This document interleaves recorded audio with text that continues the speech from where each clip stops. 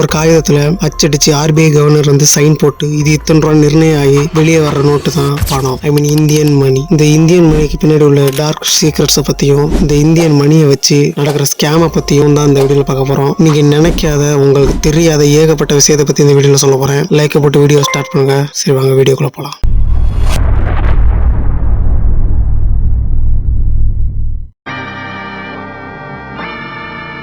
லட்சக்கணக்கான இந்தியர்கள் அவங்களோட கஷ்டப்பட்டு சேர்த்து வைக்கிற ஒரு மாத காசை வந்து சம்பள காசை வந்து பேங்க்ல போய் போடுறாங்க. பேங்க்ல சேஃபாக இருக்கும் அப்படின்னு நினச்சி. பட் பேங்க்ல சேஃபாக இருக்குமான்னு கேட்டிங்கன்னா அது கேள்விக்குறி தான். ஏன்னா உங்களோட காசு வந்து பேங்க்குள்ள என்டர் ஆயிடுச்சுன்னா அந்த காசு பேங்க்கோட காசு. லைக் தட் அவங்க என்ன வேணால் பண்ணலாம். ஏதாவது கம்பெனியில் இன்வெஸ்ட் பண்ணி லைக் தட் ஸ்டாக் மார்க்கெட் இந்த மாதிரிலாம் பண்ணி அவங்களால ப்ராஃபிட் பார்க்க முடியும் உங்கள் காசை வச்சு. அதே ஒரு நல்ல டீலாக இருந்துச்சுன்னா விச் இஸ் பெட்டர். பட் அதுவே ஒரு தப்பான டீலாக போயிருச்சுன்னா உங்கள் காசுக்கு நாம மட்டும் போக வேண்டியது. என்னடா அவன் ஓவரா பேசுகிறானே அப்படின்னு சொன்னீங்கன்னா 2019 PMC பேங்க் அப்படிங்கிற ஒரு பேங்க்ல வந்து இதே மாதிரியான கோடிகளில் வந்து ஸ்கேம் நடந்திருக்கு. அதனால ஏகப்பட்ட டெபாசிட்டர்ஸ் வந்து காசு இல்லாமல் கஷ்டப்பட்டுருக்காங்க, ப்ரொட்டஸ்ட்லாம் பண்ணியிருக்காங்க. அதே மாதிரி 2020 எஸ் பேங்க் அப்படிங்கிற ஒரு பேங்க்லையும் மணி லாண்டரிங் மணி ஸ்கேம்லாம் நடந்து வேற மாதிரி போயிருக்கு. அதே மாதிரி எஸ் பேங்கோட CEO கூட அரெஸ்ட் பண்ணியிருக்காங்க. லைக் நீங்கள் வந்து கோடிகளில் லட்சக்கணக்கான காசை வந்து சேவிங்ஸ் பண்ணியிருந்தாலும் இன்சூரன்ஸுங்கிறது வெறும் 5 லட்சமாக தான் இருக்கும்.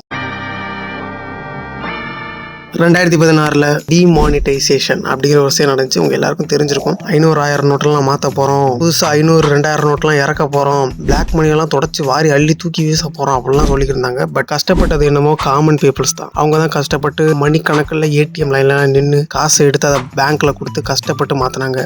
பட் பணக்காரங்க இந்த ரியல் எஸ்டேட்ல போடுறதோ இல்ல அப்ராடு கிடைப்பி அதை திரும்பி கன்வெர்ட் பண்ணி மாத்துறதோ இல்ல ஒரு பேங்க் கூட சேர்ந்துக்கிட்டு ஈஸியா மாத்துறதோ இந்த மாதிரி என்ன வேணா பண்ணியிருக்கலாம். உங்க பிளாக் மணியை ஈஸியா மாத்திருப்பாங்க. இந்த டயத்துல கேட்டா பிளாக் மணியை வந்து ஒழிக்கிறதுக்காக தான் இந்த டிமானிட்டைசேஷன் அப்படிங்கிற ஒன்று பண்ணேன்னு வேற பேரு வேற.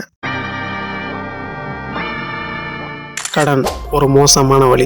என்னடி சொல்ற? கஷ்டத்துக்காகவோ அந்த வீடு கட்டுறது இந்த மாதிரியாகவும் it's not a wrong thing. But bank எப்படி நினைச்சு உங்களோட கஷ்டத்தை நினைச்சு தான் கொடுக்குறாங்களான்னு கேட்டீங்கன்னா வாய்ப்பே கிடையாது. ஏன்னா அவங்களுக்கு எப்படின்னா வந்து ஒரு சைக்கிளா வந்து அவங்களுக்கு காசு வந்துகிட்டே இருக்கணும். லைக் வந்து நீங்க வந்து உதாரணத்துக்கு ஒரு ஹோம் லோன் எடுக்கிறீங்க, ஒரு 50 லட்சத்தில் எடுக்கிறீங்கன்னா அது முடியும் போது 1 கோடி அப்படிங்கிற ஒரு ரேஞ்ச் வந்து லைக் தட் இன்ட்ரெஸ்ட் இதெல்லாம் சேர்ந்து அவங்களுக்கு வந்து சைக்கிள் ஆஃப் த பீரியட்ல வந்து இன்ட்ரெஸ்ட்ங்கிற பேர்ல ஒன்று வந்துகிட்டே இருக்கணும் காசு எக்ஸ்ட்ராவா. அதுவும் ஒரு 20 வருஷம் 15 வருஷம் அப்படிங்கிற பீரியட் லாங் டேர்மா வந்து அந்த கடன் ஓடிக்கிட்டே இருக்கும். அதுல இன்னொரு விஷயம் ஒன்று இருக்கு. இந்த சிபில் ஸ்கோர்னு ஒன்று சொல்லுவாங்க, தெரியாதவங்க தெரிஞ்சுக்கோங்க. சிபில் ஸ்கோர்னா ஒன்றும் இல்லை. லைக் தட் நீங்க வந்து கடன் வாங்காம இருந்தீங்கன்னா சிபில் ஸ்கோர் வந்து மைனஸ்ல இருக்கும். அதே நீங்க கடன் வாங்கி கட்டிக்கிட்டு இருந்தீங்கன்னா சிபில் ஸ்கோர் வந்து பிளஸ்ல இருக்கும். அதுவே கடன் வாங்கி கட்டாம இருந்தீங்கன்னா மைனஸ்ல இருக்கும். அப்படி மைனஸ்ல இருந்துச்சுன்னா பேங்க்ல லோன் கிடைக்காது. நீங்க ஏதாவது கடன் வாங்கி கட்டிக்கிட்டு இருந்தா உங்களுக்கு ஈஸியா கிடைச்சிடும், இல்லைன்னா கிடைக்கிறது கொஞ்சம் கஷ்டம் அப்படிங்கிற மாதிரி. இது எப்படி மாதிரி இருக்கு, பேங்க்ல வந்து கடன் வாங்கணும் அப்படிங்கிறதுக்காக சிபில் ஸ்கோர் அப்படின்னு ஒன்று உருவாக்குன மாதிரியே இருக்கு.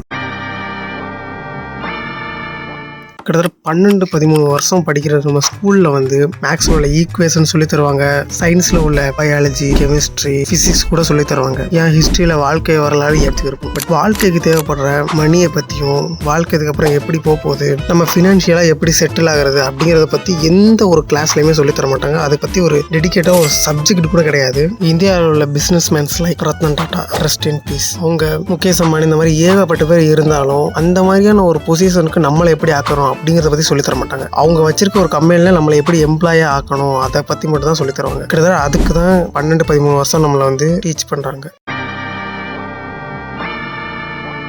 வருஷம் உங்களோட சம்பள காசு ஏற மாதிரி நீங்க எப்பயாவது ஃபீல் பண்ணிருக்கீங்களா? சம்பள காசு மட்டும் வருஷம் ஏறதில்ல, பொருட்களோட மதிப்பும் ஏறிக்கிட்டு தான் இருக்கு. That is called inflation. Inflation என்னன்னா கேட்டீங்கன்னா 1947 $1 தட் ஈக்குவல்ஸ் டு ₹1. பட் இப்ப $1 75 ரூபா 85 ரூபா இருக்கு. 85 ரூபாங்கிறதான் இப்போ $1 அந்த ரேஞ்சுக்கு ஆயிருக்கு. ஸோ எந்த அளவுக்கு வந்து இந்தியன் மணி வந்து ஒர்த்லெஸ் ஆயிட்டு இருக்குன்னு யோசிச்சு பாருங்க. அதே மாதிரி வருஷம் $1000 ரூபாயோட மதிப்பு கம்மி ஆயிட்டே இருக்கு. இதுதான் எக்கனாமிக் குரோத்னு சொல்லுவாங்களாம். பட் யாருக்குன்னு தான் தெரியல. பட் நம்மளுக்கு மட்டும் கிடையாது. ரிச் பீப்புள் வந்து அவங்களோட காசோ பணமோ வந்து கோல்டு, ஸ்டாக், ரியல் எஸ்டேட் இந்த மாதிரிலாம் இன்வெஸ்ட் பண்ணுவாங்க. பட் நாம வந்து காசை வந்து பேங்க்ல சேவ் பண்ணிக்கிறோம். லைக் இட் சேஃபா இருக்குன்ட்டு அதோட வேலையும் கம்மியாயிட்டே தான் இருக்கு. இந்த வீடியோ உங்களுக்கு ரொம்ப பிடிச்சிருக்குன்னு நினைக்கிறேன். அதே மாதிரி நீங்க தெரியாத ஏகப்பட்ட விஷயத்தை தெரிஞ்சிருப்பீங்கன்னு நினைக்கிறேன். இதே மாதிரி நம்ம சேனல் இதுக்கப்புறம் ஏகப்பட்ட வீடியோ வரப்போகுது. உங்களுக்கு பிடிச்சிருந்துச்சுன்னா சப்ஸ்கிரைப் பண்ணிக்கோங்க. அடுத்த வீடியோ உங்களுக்கு சந்திக்கிற வரையும் பீஸ் ஆஃப்.